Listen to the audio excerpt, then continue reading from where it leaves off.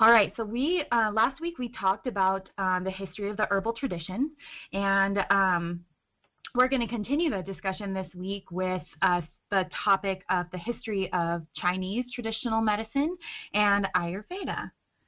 Let's see. A little bit about me. My name is Shayna. For anyone here that doesn't know me, I live in Montana with my husband and our two awesome sons, Micah and Colt.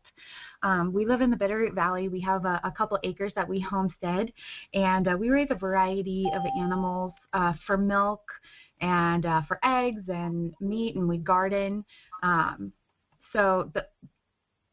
Clearly, though, my main objective with homesteading is so that I get to hug as many animals as possible. This is my cow, Maple, that you see me with, and then one of my dairy goats. I homeschool my sons, and the center of our curriculum is nature, and we definitely use plants and animals to learn about our world and about ourselves, and so that's a really integral part of our days, and we have a lot of fun. I am a student of herbal medicine at the East-West School of Planetary Herbology, which is where I am learning all this material that I'm presenting to you guys each week.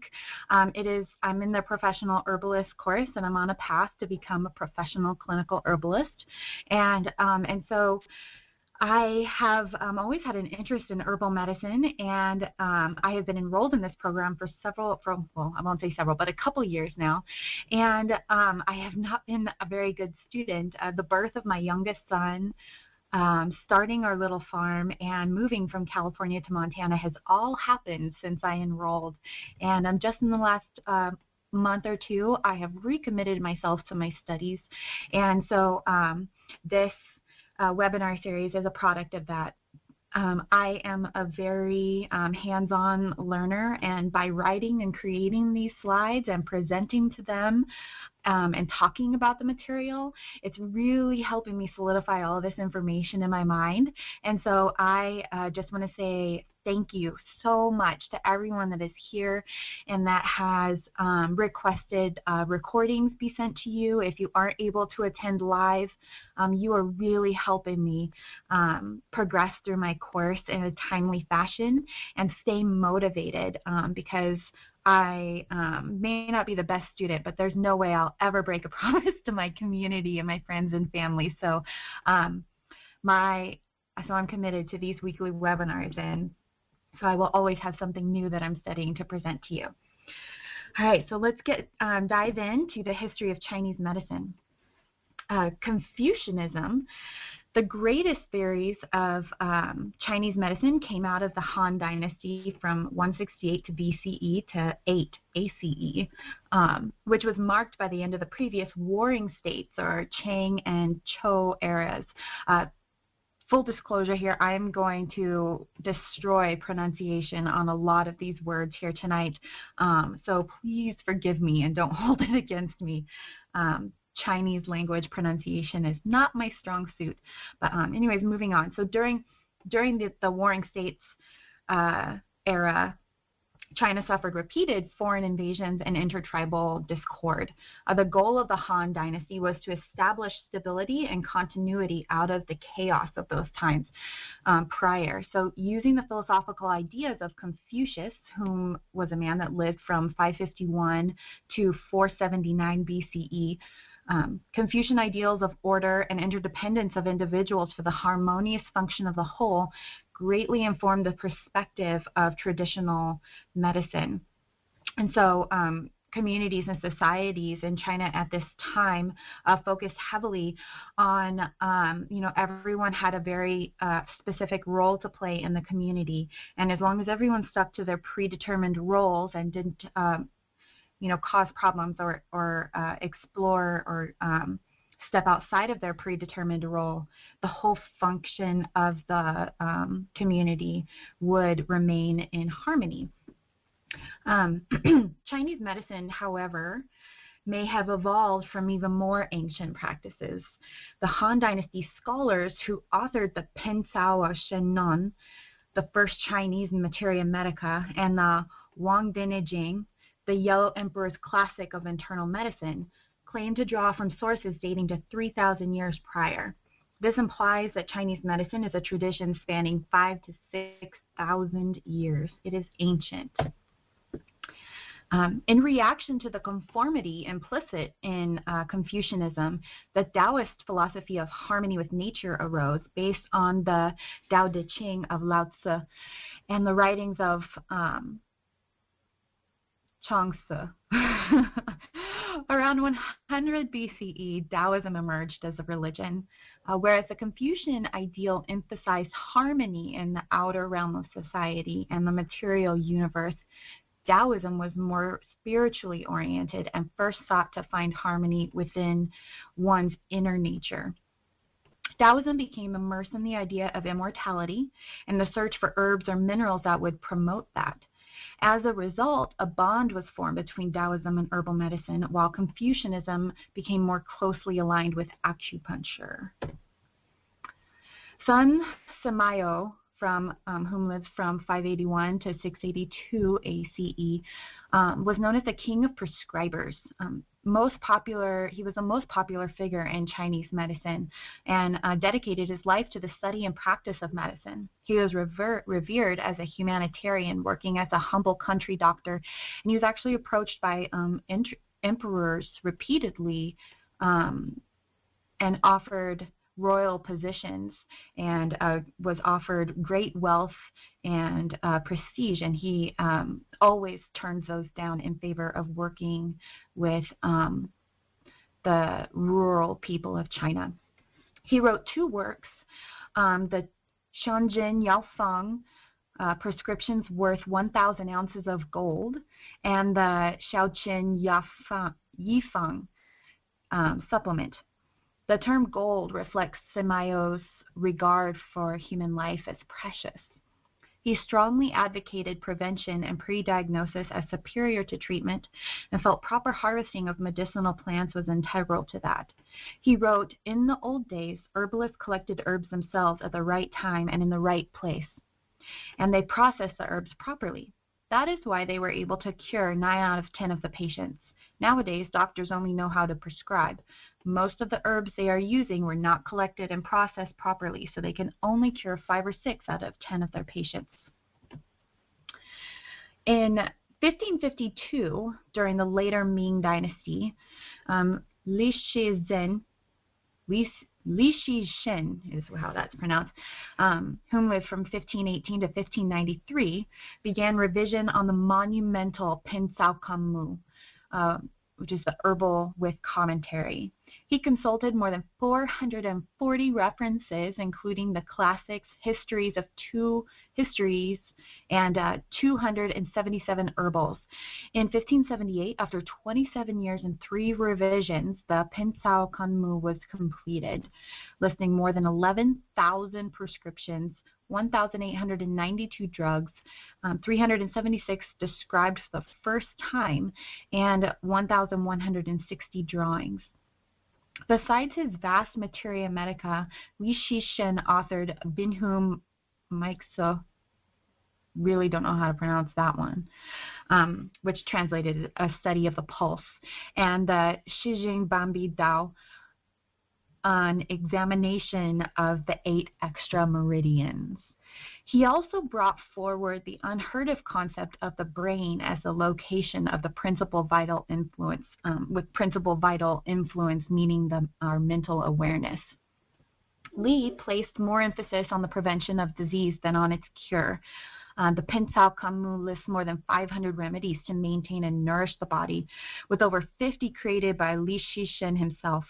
He described a wide variety of herbal preparations and recommended medicinal broths, often including wheat, rice, chestnut, radish, garlic, ginger, and vital organ meats of various animals.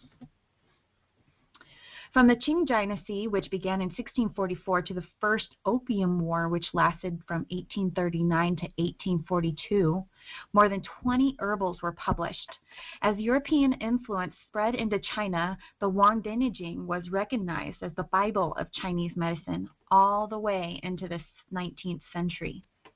From 1842 to 1844, missionaries and foreign doctors established hospitals and treaty ports and translated many Western medical works, and so Chinese doctors began studying Western medicine. From 1840 to 1911, Chinese medicine incorporated more and more Western influences. The nationalist government under President Yao Yat-sen, with his Western training and influences, declared in 1924 that China must grasp the initiative and not remain backward. Improvements in public hygiene, water quality, and management of epidemic diseases took place during this time in urban areas. But in rural China, TCM, which is the acronym we use for traditional Chinese medicine, continued to be practiced by barefoot doctors. Chairman Mao Zedong declared TCM a national treasure, stating we must strive to explore it fully and raise it to a higher level, which is in contrast to President Yao Yat-sen's opinion. As a result, TCM today downplays the role of Taoist and Buddhist psycho-spiritual practices and instead attempts to rationalize traditional Chinese medicine with Western scientific thought, with state-sponsored research of herbs and treatments. As TCM has made its way into the Western world, however, the psycho-spiritual approach to disease treatment has earned renewed interest. Hold on just 1 second, everyone. I'm going to go grab a sweater because I'm freezing.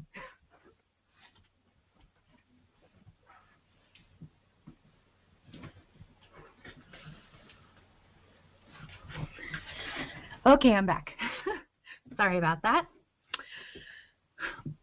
Okay, so now we are moving on into the history of Ayurveda. Ayurveda is likely the oldest continuing herbal system on the planet. There's a typo there.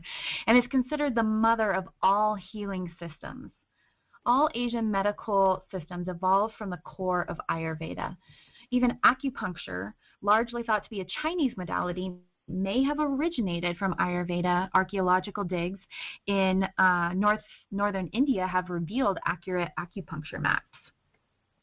Ancient Ayurvedic scholars were wanderers and traveled widely sharing their knowledge, up over the Himalayas to Mongolia, China, and Tibet, then down through Japan and Southeast Asia, and eventually into southern Europe. There is some debate, but some historians maintain that there is evidence for written records going back 5,000 years for Ayurveda and an oral tradition going back for thousands of years beyond that. In Ayurveda, mind, body, and spirit are inextricably entwined. Ayurveda and yoga are sister practices. Ayurveda is the physical health medical side of the philosophies and guiding principles by which Ayurvedists live and teach. Yoga is the science of spiritual development. Ayurveda places emphasis on the ability of the human body to heal itself with the assistance of a variety of non-toxic therapies, including medicinal food, dietary programs, and herbs. The four Vedas are the pillars of Indian philosophy and religion. We know of four Vedas: Rig, Sama, Yajur, and Atharva. The Rig Veda is the oldest existing book in any Indo-European language, dating from about 3000 BCE. It is an anthology of verses on the nature of existence and describes the cosmology known as Samkhya, which is the philosophical base of both Ayurveda and yoga. It also discusses the nature of health and disease, pathogenesis, and principles of treatment, as well as the three doshas, which we will discuss in length next week in our webinar. Another of the four Vedas, the Atharva Veda, lists the 8 divisions of Ayurveda: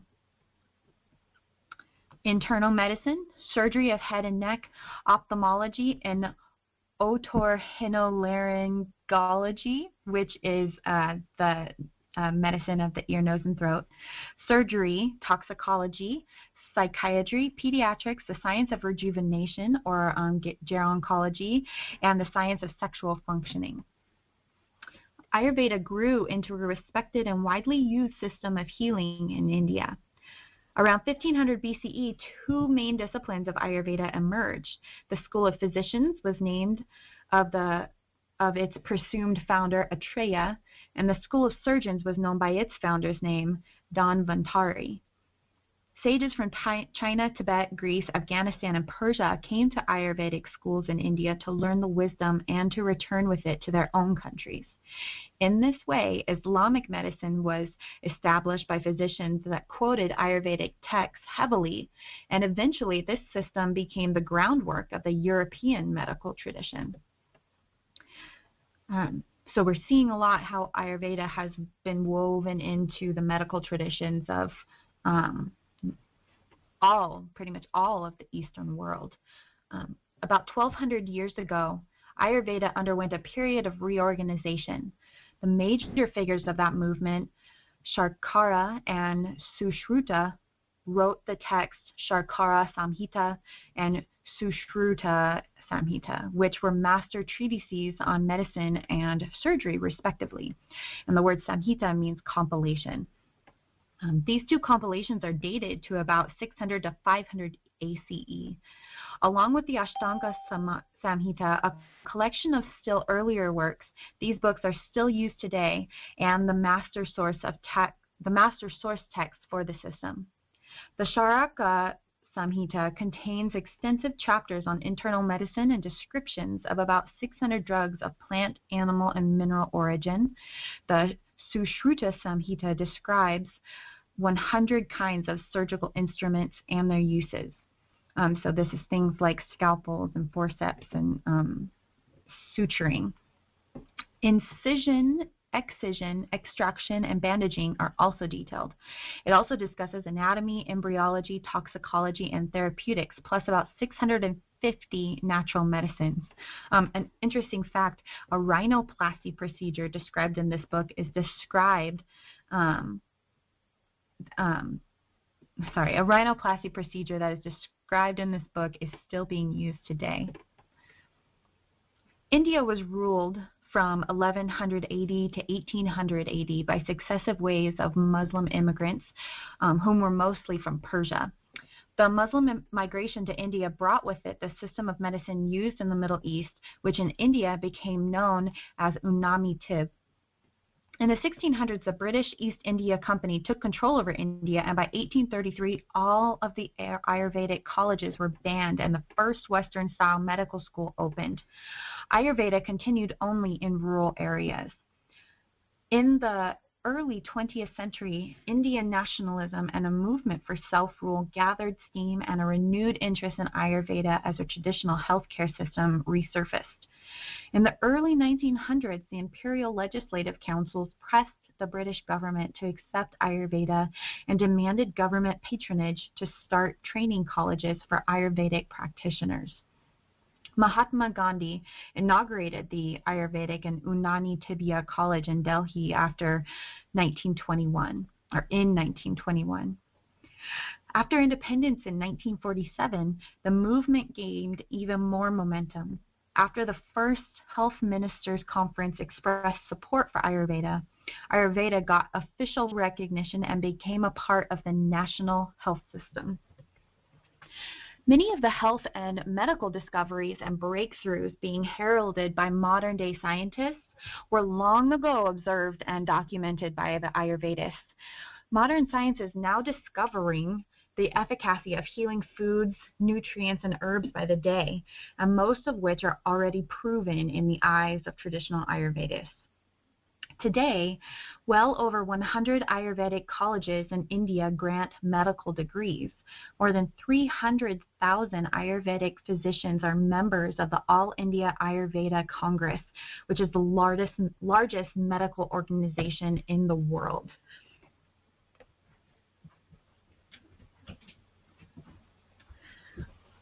So now we're going to be discussing, or I'm going to share with you some of the masters of Ayurveda that were major teachers in the Western world.